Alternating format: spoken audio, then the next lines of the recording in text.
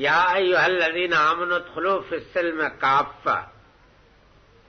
کافۃ ولا تتبعوا خطوات الشیطان انہ لکم عدو مبین۔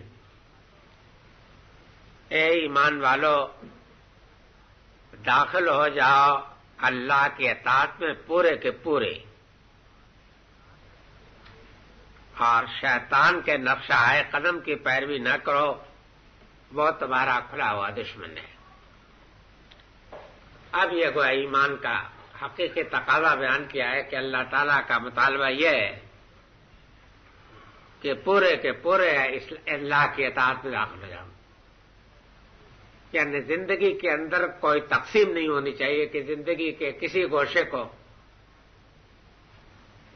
آپ خدا کی بندگی سے آزاد رکھیں کہ اس دائرے میں تو ہم اللہ کی بندگی کریں گے، اسی کی اطاعت کریں گے، لیکن اس دائرے میں نہیں کریں گے۔ اس طریقے کے جو لوگ تقسیم کرتے ہیں ان کا کل اللہ واپس کر دیتا ہے کہ تم بقیہ اپنی زندگی بھی پھر اپنے تصرف رکھو۔ آپ غور کریں گے تو آپ کو معلوم ہوگا کہ اس زمانے کا اصلی فتنہ یہی ہے، اجتماعی طور پر بھی اور انفرادی طور پر بھی لوگوں نے اپنی زندگیاں تقسیم کر رکھی ہیں کہ بھئی اس دائرے میں تو خیر ٹھیک ہے، اللہ تعالیٰ کی بات ماننے سے کوئی اختلاف نہیں ہے، لیکن ان دائروں میں ماننا بہت مشکل ہے۔ سمجھا؟ قانون میں بھی یہ کرتے ہیں کہ فلاں قسم کے قوانین تو جاری کیے جا سکتے ہیں، لیکن فلاں قسم کے قوانین کے جاری کرنے میں بڑی زحمتیں، بڑی مشکلیں ہیں۔ سمجھ گا؟ معاشرتی زندگی کو اس سے الگ رہنا چاہیے، خاندانی فیملی قوانین کو بھی اس سے الگ رہنا چاہیے، انشورنس کے معاملے کو بھی اس سے الگ رہنا چاہیے، یعنی جن گوشوں میں وہ اپنے منافع کو محفوظ کرنا چاہتے ہیں ان کو الگ رکھنا چاہتی ہیں، لیکن اس طریقے کی تقسیم کے ساتھ جو آدمی اسلام کا دعویٰ کرتا ہے اللہ تعالیٰ اس کی ساری زندگی اس کے واپس کر دیتا ہے کہ تم سب اپنے ہی پاس رکھو۔ خداوند تعالیٰ کیا قبول وہی دین ہے کہ جو دین کو ادخلوا فی السلم کافۃ، یعنی پورے کے پورے آپ اللہ کی اطاعت میں داخل ہو۔ نفاق اس کے ضد ہے۔ نفاق جو ہے، نفاق کلی انکار کے تو معنی میں نہیں ہوتا نا، یعنی کوئی منافق جو کلی طور پر تو مذہب کا انکار نہیں کرتا، کسی میں مانتا اور کسی میں نہیں مانتا، یہ ہے جہاں اس کا مفاد ہوتا ہے وہاں وہ نہیں مانتا، اور جہاں دیکھتا ہے کہ سر راستہ ہے تو وہاں وہ مانتا ہے، تو یہ نفاق ہے۔ اور اسلام کی اصل حقیقت یہ ہے کہ بغیر کسی تقسیم کے آدمی اپنی پوری زندگی اللہ کے قانون کے تابع کرے، یہ چیز ہے۔ حکومتیں تو بہرحال میرا خیال ہے کہ حضرت عمر اور حضرت ابو بکر صدیق کی حکومت کے بعد شاید ہی کوئی حکومت ایسی گزری ہو کہ جس نے اپنی پوری زندگی کے اوپر اسلام کی چھاپ قبول کی ہو، شاید ہی کوئی ہو۔ یا کہہ سکتے ہیں کہ حضرت عمر ابن عبدالعزیز کی نظام حکومت کو، ورنہ تقسیم کسی نہ کسی نوعیت سے ضرور رہی ہے، اور یہی حال افراد کا بھی ہے۔ افراد بھی اپنی زندگی کے جن گوشوں میں یہ سمجھتے ہیں کہ یہ بات خواہش کے خلاف نہیں ہے تو اس میں کرتے ہیں، جن گوشوں میں وہ اپنی خواہش کے خلاف پاتے ہیں ان میں نہیں کرتے، تو یہ بھی نفاق، زندگی میں تقسیم نہیں ہو سکتی۔ سمجھا کہ میں ہر معاملے میں تو ماننے کے لیے تیار ہوں بھائی، مگر بینک کے معاملے میں، سود کے معاملے میں میں ماننے کے لیے تیار نہیں ہوں، اس طریقے کے نہیں ہو سکتا۔ بہرحال کلی طور پر آپ کو اطاعت کرنی پڑے گی۔ اس زمانے میں بھی جو لوگوں کا مطالبہ ہے وہ یہی مطالبہ ہے کہ یہ چیز بڑی مشکل ہو جائے گی کہ زندگی کے تمام گوشوں پر، تمام شعبوں پر اسلام کا تسلط اور اقتدار تسلیم کر لیجیے. یہی مطالبہ ہے. کوئی بھی ہر چیز سے نہ انکار کرنا چاہتا نہ ہر چیز کو ماننا چاہتا. اس کے معنی یہ ہے کہ اس زمانے کا عام دین جو ہے نفاق ہے، اسلام نہیں ہے، نفاق ہے عام دین.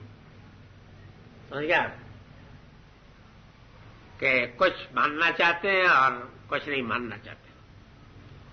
اس کے متعلق آپ کو یہ معلوم ہونا چاہیے کہ لوگ یہ بھی کہتے ہیں کہ بہرحال کفر کے مقابل میں اس نفاق کچھ تو ہے نا، یہ بھی بات کرتے ہیں. لیکن یہ عجیب بات ہے کہ اللہ بھی یہ کہتے ہیں کہ نفاق کے متعلق کہتے ہیں کہ فی الدرک الاسفل من النار. اگر کچھ رعایت رکھی ہوتی تو مجھے اس کے اعتراف میں کوئی عذر نہیں. لیکن قرآن مجید میں نفاق کو جس طریقے سے رگیدا ہے اس سے معلوم ہوتا ہے کہ کفر کے مقابل میں اس کو زیادہ ہی ذلیل اور زیادہ ہی گھٹیا چیز قرار دیا. یہ معلوم ہوتا ہے قرآن مجید میں کی شکل. تو یہ اپنے آپ کو الاؤنس دے لینا اور یہ خیال کر لینا کہ کفر کے مقابل میں نفاق کا بھی تو کچھ وزن ہونا چاہیے، یہ خیال غلط. وَلَا تَتَّبِعُوا خُطُوَاتِ الشَّيْطَانِ إِنَّهُ لَكُمْ عَدُوٌّ مُّبِينٌ. اور شیطان کے نقش قدم کی پیروی نہ کرو، وہ تمہارا کھلا دشمن ہے. یہ آپ کو معلوم ہونا چاہیے کہ شیطان نے اللہ میاں کو جب چیلنج دیا تھا تب اس نے یہ کہا تھا کہ مجھے اگر تو نے مہلت دے دی تو میں ذریت آدم کو کسی نہ کسی گمراہی میں مبتلا کر کے رہوں گا. یعنی یہ بات تو نہیں اس نے کہی تھی کہ میں کلیتاً ان کو کافر ہی بنا کے رکھوں گا. مطلب یہ ہے کہ میں کسی نہ کسی شرک میں، کسی نہ کسی برائی میں، کسی نہ کسی معصیت میں مبتلا کر کے ان کو تیرے راستے سے ہٹا دوں گا. تو وہ یہ جانتا تھا کہ برائیوں میں ایسی برائی ہے کہ جس برائی کے ارتکاب کے بعد انسان جو ہے اسلام سے منقطع ہو جائے گا، وہ جانتا تھا.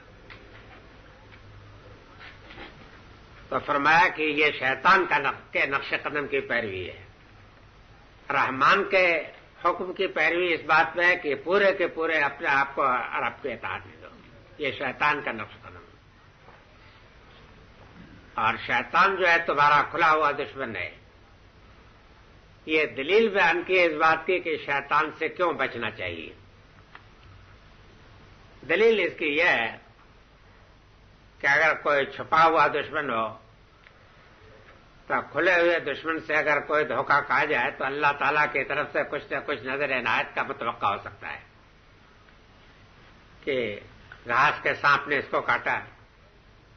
لیکن اگر کوئی شخص کھلے ہوئے دشمن سے مار کھائے تو پکا احمق، اس کے احمق ہونے میں کوئی شبہ نہیں ہے. اس کے ساتھ اللہ بھی کوئی رعایت نہیں کرتے.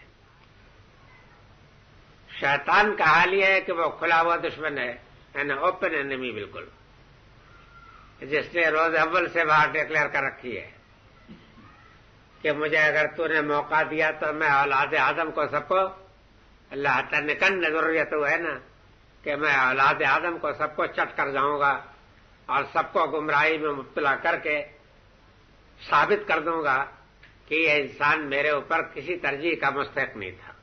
یہ کہا اس نے. تو فرمایا کہ جو دشمن تمہارا تھا کھلا ہوا دشمن ہے، اس کھلے ہوئے دشمن سے اپنے آپ کو تباہی میں نہ مبتلا کرو. ہاں اگر کوئی چھپا ہوا دشمن ہوتا اور تم دھوکہ کھا جاتے تو توقع کر سکتے تھے کہ اللہ تعالیٰ تمہارے ساتھ رعایت کرے گا. سمجھا؟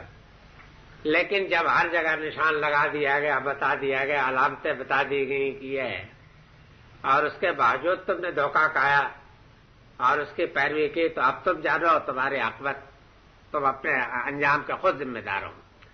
یعنی مطلب یہ ہے کہ پھر تمہارے پاس کوئی عذر نہیں باقی رہے گا، اللہ تعالیٰ کی حجت تمہارے اوپر تمام ہو جائے گی. فَإِن زَلَلْتُم مِّن بَعْدِ مَا جَاءَتْكُمُ الْبَيِّنَاتُ فَاعْلَمُوا أَنَّ اللَّهَ عَزِيزٌ حَكِيمٌ.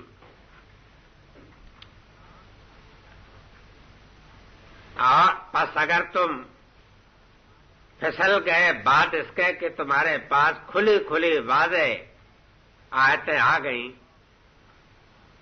تو یاد رکھو کہ اللہ تعالیٰ بڑا ہی عزیز و حکیم ہے. وہی بات جو میں نے پہلی آیت کے مضمر کے حصے سے کھولی ہے، اس میں واضح طریقے پر آ گئی. یعنی مطلب یہ ہے کہ جب شیطان تمہارا کھلا ہوا دشمن ہے،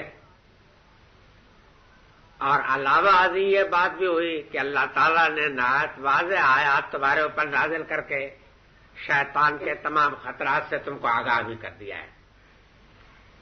مدلل طریقے پر شیطان کے سارے خطرات سے آگاہ کر دیا ہے. یعنی یہ نہیں ہے کہ اللہ تعالیٰ نے معاملے کو کسی پہلو سے مخفی رکھا ہو، بلکہ اس کے بعد انبیاء اور رسل اور کتابیں بھیج کر کے ہر حقیقت کو زیادہ سے زیادہ واضح بھی کر دیا ہے. تو اب اس کے بعد بھی اگر تم پھسل گئے اور شیطان کے چکمے میں آ گئے، تو اس کے بعد یہ ہے کہ تم اب اللہ کو بھی چیلنج کرنا چاہتے ہو اور خود دعوت دیتے ہو کہ آپ مجھے باہر.